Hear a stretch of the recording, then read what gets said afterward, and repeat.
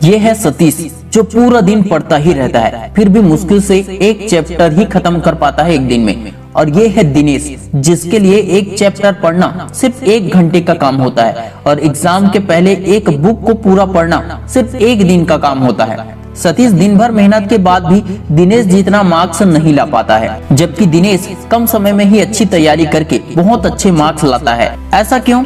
क्योंकि भटके हुए मन और अधूरी एकाग्रता के साथ पूरे दिन की मेहनत भी पूर्ण एकाग्रता के साथ 1-2 घंटे मेहनत के बराबर ही होता है। जब दुनिया के सबसे अमीर व्यक्ति से ये पूछा गया कि आपकी कामयाबी मिलने के कारण को अगर आप एक शब्द में बताना चाहोगे तो क्या होगा, तो दोनों ही कामयाब व्यक्ति ने एक ही जवाब दिया, फोकस, एकाग्रता। कोई भी चीज जल्दी याद हो जाती है या जल्दी समझ में आ जाती है तो उसका एक ही कारण है, फोकस, ध्यान, एकाग्रता। टॉपर और एवरेज में क्या अंतर होता है? फोकस का। यदि आपका फोकस तगड़ा है तो आपकी याददाश्त और आपकी दिमाग भी उतनी ही तेज होगी। यदि एकाग्रता, फोकस ही कमजोर है तो याद रखने और किसी भी बात को समझने की क्षमता उतनी ही कमजोर होगी। एकाग्रता बढ़ने से याददाश्त बढ़ता है और बड़े से बड़ा कठिन चैप्टर भी जल्दी याद हो जाता है। लेकिन इसके अलावा एकाग्रता से 3 फायदे और मिलते हैं। पहला, शक्ति उत्पन्न होती है, ऊर्जा मिलती है। दूसरा, धैर्य जागता है। तीसरा, शक्ति और धैर्य के परिणाम से हम दिल, दिमाग, मन से साहसी हो जाते हैं। इस वीडियो में एकाग्रता बढ़ाने के लिए नए प्रैक्टिकल, साइंटिफिक, इफेक्टिव तरीका लेकर आया हूं जो 100% वर्क करता है। तो इस वीडियो को लाइक जरूर कर देना और इस वीडियो को लास्ट तक जरूर देखना। ऐसे वीडियो बनाने में बहुत रिसर्च और बहुत मेहनत लगता है दोस्तों, हमारी मेहनत को सपोर्ट जरूर करें। नंबर 1, स्पाइडर वेब तकनीक। एकाग्रता में सुधार लाने की स्पाइडर वेब तकनीक सबसे प्रसिद्ध तकनीकों में से एक है। इस तकनीक के रोज अभ्यास करने से आप 10 दिन में 10 गुना एकाग्रता बढ़ा सकते हैं। यदि आप मकड़ी के किसी जाल को चम्मच से छूते हैं तो मकड़ी प्रतिक्रिया करेगी, मतलब रिएक्शन देगी और देखने लगेगी कि जाल को कौन सी चीज आखिर छू रही है। लेकिन यही काम यदि आप कई बार करेंगे तो मकड़ी को ये एहसास हो जाएगा कि कोई कीड़ा मकोड़ा नहीं है और फिर वह देखना ही बंद कर देगी। इसी प्रकार जब आप अपने वर्क स्टेशन के सामने बैठते हैं, अर्थात पढ़ने बैठते हैं, तो 5 मिनट का समय लगाए और उन चीजों या उन काम के बारे में सोचे जो पढ़ना शुरू करने के बाद आपके अंदर व्याकुलता पैदा कर सकती है। आपके मन में बार बार चलते रहते हैं, जो थॉट्स आते रहते हैं पढ़ने के समय, उनके बारे में सोचिए। बार बार आपके मन को अपनी ओर खींचने वाले उस थॉट्स को बस 5 मिनट का समय दीजिए। इसके बाद अपने मस्तिष्क को, अपने मन को ये आदेश दीजिए कि वह ऐसी व्याकुलताओं को नजरअंदाज कर दे, बिल्कुल ही इग्नोर कर दे। प्रेजेंट में इनका कोई काम नहीं है, ये अपने मन को समझाए। जब आप पढ़ाई करने बैठे होंगे तो कोई दरवाजा जोर से बंद कर देगा, तो कोई आपके पास आकर कुछ गिरा देगा।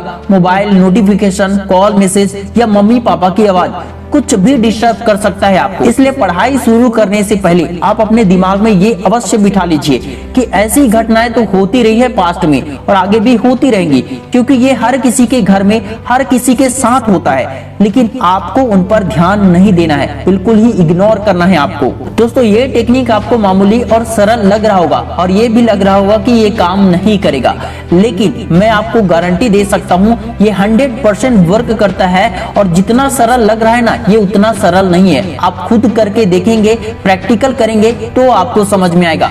इसी से आपकी एकाग्रता 10 गुना बढ़ेगी दोस्तों। याद रखने की क्षमता बढ़ने के साथ साथ आपके आत्मविश्वास में भी कई गुना वृद्धि होगी। नंबर 2, एक पैर पर संतुलन बनाना। पढ़ते समय या किसी भी काम को करते समय शरीर के अन्य हिस्सों और दिमाग के बीच संतुलन बनाना बहुत जरूरी होता है। संतुलन नहीं होने के कारण ही आंखें किताबों पर तो टिकी होती है, लेकिन मन कहीं और ही भटकता रहता है। योग विद्या के अनुसार एक पैर पर संतुलन बनाने से फोकस में सुधार होता है, साथ ही दिमाग और शरीर के बीच में बेहतर संतुलन बनता है। रिसर्च के अनुसार इससे याददाश्त और वर्तमान में मन को रखने और काम में, पढ़ाई में अपना बेस्ट देने में बहुत मदद मिलती है। अर्थात इसकी प्रैक्टिस करने से आपकी एकाग्रता और याददाश्त 10 गुना अधिक बढ़ जाएगी। सवाल आता है कि इसे कैसे करें। इसे ट्री पोज से ही शुरू करें, जैसे कि आपको स्क्रीन में दिखाया जा रहा है। इसे ही ट्री पोज कहते हैं। इसकी डेली एक्सरसाइज करें और जब ये आपको आसान लगने लगे तो हाफ मून पोज करना शुरू कर दे, जैसा कि आपको स्क्रीन में दिखाया जा रहा है। बिल्कुल ऐसे ही करना है। इसके अलावा एक पैर वाले कई सारे ऐसे खेल होते हैं जिसे डेली खेलकर भी एकाग्रता बढ़ा सकते हैं आप। ये करना बहुत आसान है और दिमाग के साथ साथ शरीर के बाकी हिस्सों के लिए भी ये बहुत ही फायदेमंद होता है। इससे आपकी एकाग्रता डेफिनेटली बहुत ज्यादा बढ़ जाएगी। नंबर 3, कीवर्ड तकनीक।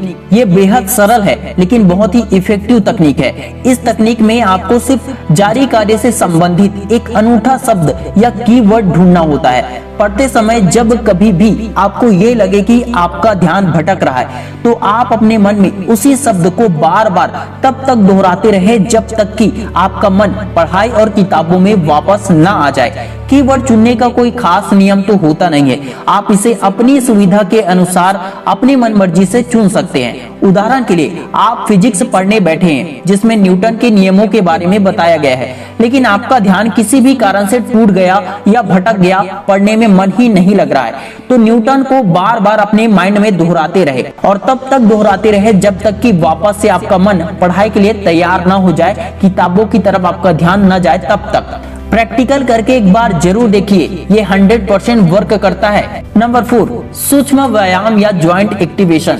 किसी ने कहा है ध्यान पर ध्यान नहीं, ध्यान कहाँ जा रहा है उस पर ही ध्यान नहीं है।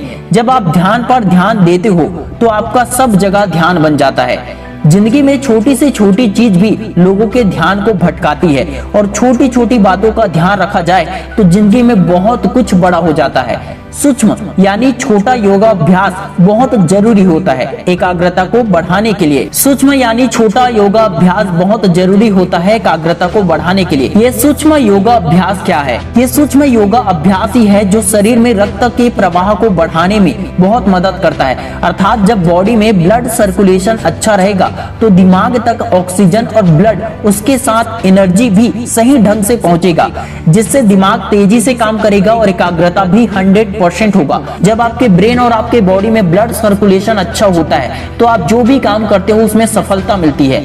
सूक्ष्म व्यायाम कैसे करना चाहिए? सूक्ष्म व्यायाम का अर्थ होता है छोटा गतिविधि, छोटा क्रियाकलाप या छोटा व्यायाम जिससे शरीर के जोड़ भी मजबूत होते हैं। जोड़ों के साथ साथ अपने श्वासों की गतिविधि पर भी ध्यान देना सूक्ष्म व्यायाम के अंतर्गत ही आता है। इससे हमारा मन एकाग्र होकर ब्रेन और बॉडी को एक काम में लगाने के लिए ट्रेन करता है, अभ्यास कराता है। अर्थात ऐसा करने से मन की एकाग्रता कई गुना बढ़ जाती है। Number 5, position. एकाग्रता का संपूर्ण आधार स्तंभ शरीर से जुड़ा हुआ है और एकाग्र रहने के लिए या एकाग्रता बढ़ाने के लिए 5 तरह के पोजीशन का ध्यान रखना जरूरी होता है। पहला, खड़ा होने का पोजीशन। दूसरा, चलने का पोजीशन। तीसरा, बैठने का पोजीशन। पढ़ाई करते समय का पोजीशन। और इन चारों पोजीशन को हर दिन अप्लाई करने का पोजीशन।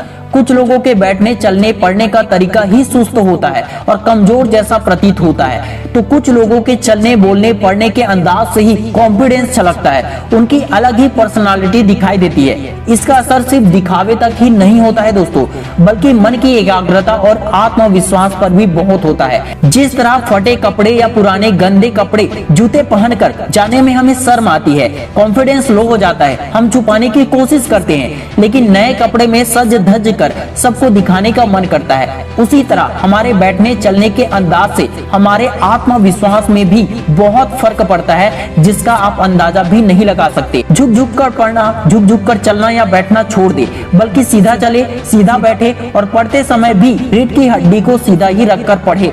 इससे भी एकाग्रता बहुत अधिक बढ़ जाती है। नंबर 6, उच्चारण। हम सभी 4 तरह की दुनिया में जीते हैं। पहला, भौतिक जगत, अर्थात जो हम प्रत्यक्ष रूप से आंखों से देखते हैं, सुनते हैं और जो करते हैं वो है भौतिक जगत। दूसरा, मानसिक जगत, अर्थात हम जो अपने मन में, दिमाग में सोचते रहते हैं, ख्याली पुलाव भी बनाते रहते हैं, वो है मानसिक जगत। तीसरा, भावनात्मक जगत, जब हम सिर्फ भावनाओं में खोए हुए रहते हैं, अपने दिमाग से ना सोचकर अपने दिल से सोचते रहते हैं, तो हम भावनात्मक जगत में होते हैं। चौथा, आध्यात्मिक जगत, इसमें पूजा पाठ और मंत्र उच्चारण आते हैं, भगवान की पूजा वगैरह बहुत कुछ। ओम मंत्र, गायत्री मंत्र या अन्य किसी भी मंत्रों के उच्चारण से हमें एकाग्रता की प्राप्ति होती है, जिसके कारण ही हम सही टाइम पर सही काम कर पाते हैं।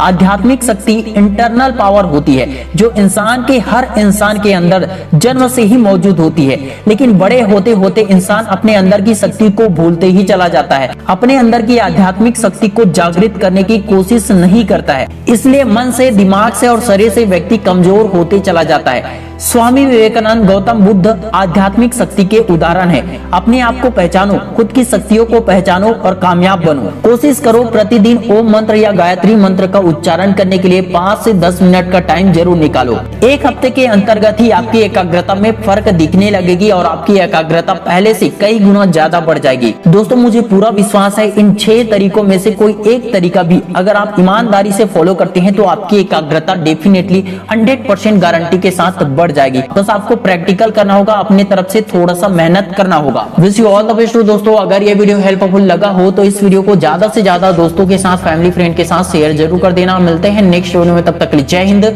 जय भारत।